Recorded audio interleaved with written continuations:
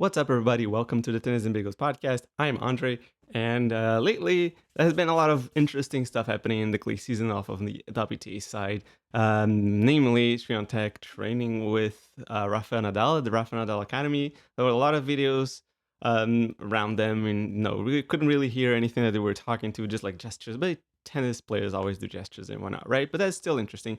And Swiatek also has hired Rafa Nadal's former coach, Roig, I think that's his name, Roig, Francisco Roig, to her team. And that seems pretty promising at the very minimum on surface level. First, let's talk about the obvious, right? Swiatek chatting with Nadal and, trying to learn something from him and training at the Rafa Nadal Academy. As we know, Swiatek is a four-time Roland Garros champion. At some point, she was probably just had she had probably just as much aura as Nadal had, at least like from the beginning of their careers on clay. Of course, she doesn't have 14 titles on and on the French clay, but she was really good, and she went on a huge tear in 2022.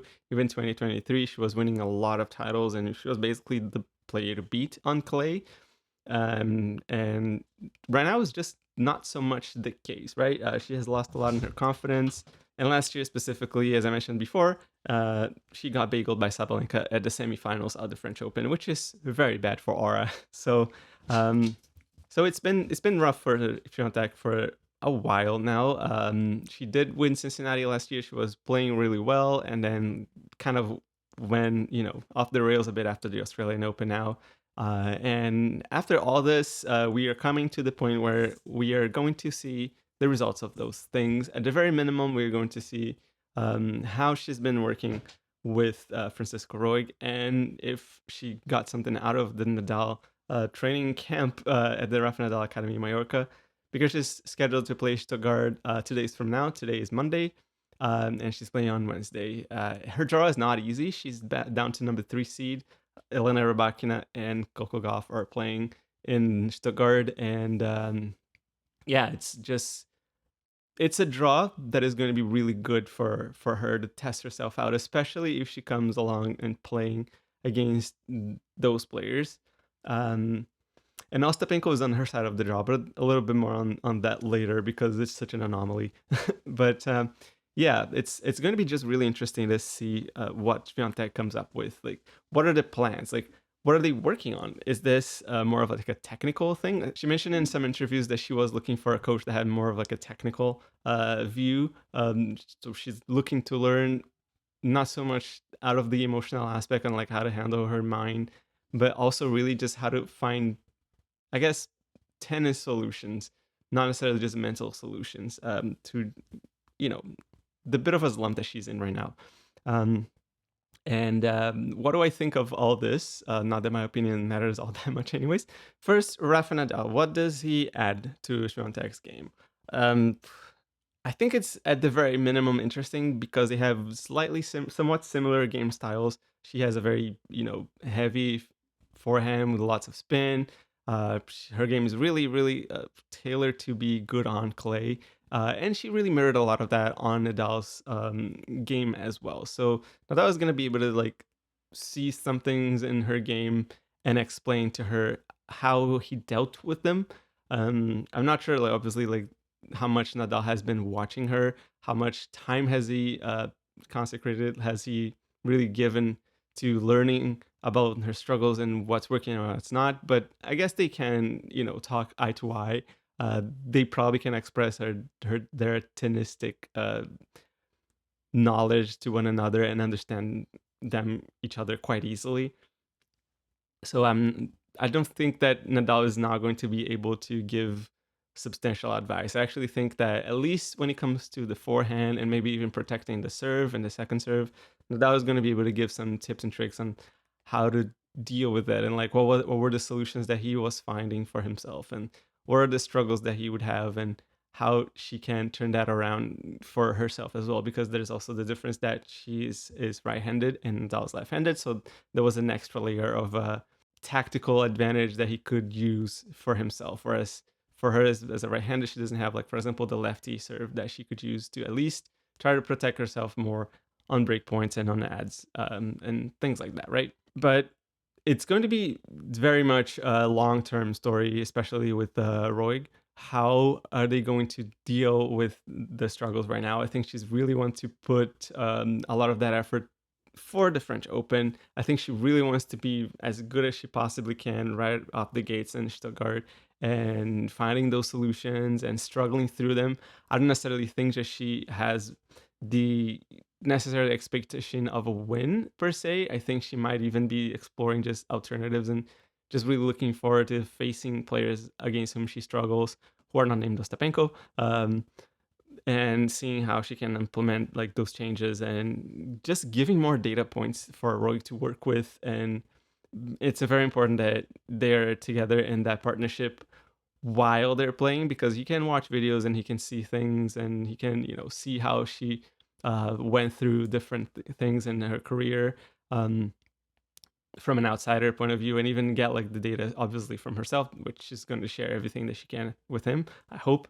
But it's another thing differently to see how she responds to the comments that he's going to make for her game and the tactical changes that he will want to bring. And to be fair, this it couldn't be a better moment, I would say, because right now there's a lot of tennis to be played. It's on clay. It's her favorite surface. I think we're going to see that change right away, for better or for worse. I don't think she's going to stay the same right now. I think she really will work out on um, different things, and we are going to see it on court as soon as this Wednesday in Stuttgart. But the biggest sign of all of this is, for me, just the willingness that she has to face her problems and get better. I think that for me, this is the mentality of the champion, right? This is the mentality that brought Roger Federer through so many years of losses against Rafa Nadal and finally cracking open the code, and at least like on the fast courts and whatnot. And obviously Nadal was a little bit older and whatever, but still he still had to overcome the mental block and whatever, right? So that was the thing that he had to do. Djokovic also had to go through all this. Serena Williams had many transformations in her career.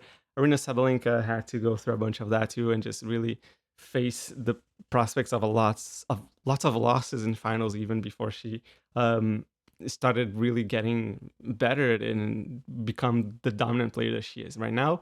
And I think that's important that Swiatek goes through that as well and gets out of there with solutions, with a newly implemented game and a newly implemented tactics. Because when you become a dominant player, you have a target on your back. You are studied left and right, top, bottom, and people know how to play you to develop tactics. And even if it doesn't work right away, they start getting more confident as the wins come. A case in point for that is obviously Coco Gauff, who had 0 wins against Swiatek for a while and now has won the last 5 meetings in straight sets. So that's pretty important for Swiatek's career right now, to try and not let her confidence just go down to the bottom, to the point where she says, well, I can't compete anymore. My game is now officially obsolete. I don't think that she wants that, and she will want to implement all of these things and work as hard as she can to get back to the top of her game. And now I think it's time to talk a little bit about Ostapenko, because is there anything that can be done about this? Like, how does Swiatek not win against Ostapenko ever? Obviously, Ostapenko has a knack for beating Swiatek. You just see the smile on her face um, when she steps on court and when she hits winners. She just has absolutely zero worries about playing Swiatek. So winning that matchup could be really good for Swiatek, if not just to say the matchup doesn't matter. What matters is how I approach it, and even if it's hard, I can still win it. And I think that's really important for her if she can do it. So Ostapenko could be a very, very important data point, especially if we're talking Francisco Roig and her team and trying to develop new strategies and new tactics and how to fix certain things in her game. I think playing Ostapenko could be a really important point for her as well.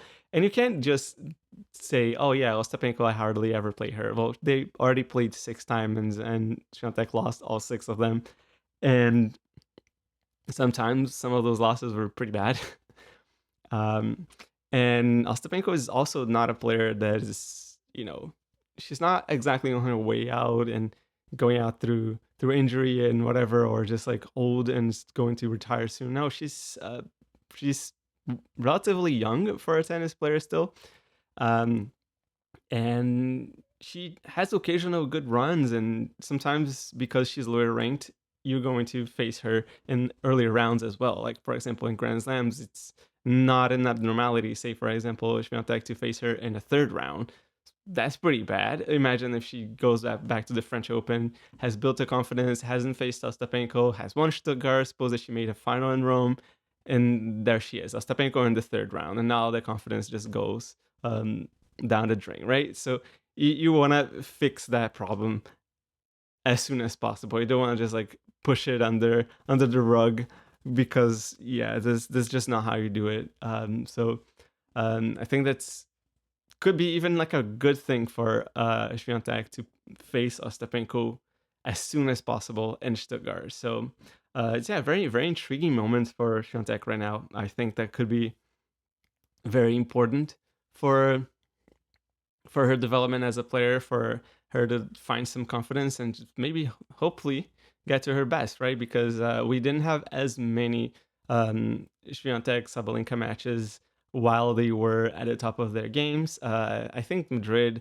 maybe I think those 2 years ago, uh, was a really, really, really good match. But aside from that, I don't think that there were all that many. And I really would like to see Swiatek playing Sabalenka as well in Grand Slam finals while both are at the top of their games, right? So, but for that to happen, obviously Swiatek needs to pull her own weight right now, and it's been hard. It's just been difficult for her. But hopefully, this new coach and this new arrangements, maybe she has Rafa Nadal on speed dial and she just can call him up. And now that she has his former coach, he might even be far more open, even to just like jump in on a video call and just help her out and stuff. And yeah, so it sounds like it could be a very exciting moment for tennis right now. At first, I was like really banking on supposing Rybakina might be able to become world number one and win more matches this year and stay on that rivalry, just Rybakina, Sabalenka, but it's clear that the WTA has a very deep pool of talent, and it runs through the entire top 10, even down to the top 30. So to have Swiatek playing at her best, I don't think that she just wants to just like let herself be out of the conversation. I don't think that once you've tasted that world number one and the major finals and the major titles, you just want to say, "Oh yeah, I already had my heyday." Like that's is enough for me. I don't think that she's this type of player. And at the same time, I'm still gonna see a lot of Coco Gauff, and of course, let's see how Rybakina does at the French Open and even Stuttgart. I think it could be a really interesting tournament. Really, like lots of big matches that could happen, lots of data points that we can take from it. But yeah, let me know what you think about this new addition to Swiatek's team. Do you think that she's going to get back to the top of her game, the unbeatable Swiatek that had a bakery open for so long? Um, yeah, let's just let me know what your opinions. Like, I really do want to talk to you on YouTube, on the comments section, or on Twitter, Blue Sky. Just reach me up on all those social media. All the comments are all the handles are in the description, and I'll see you guys later. See ya.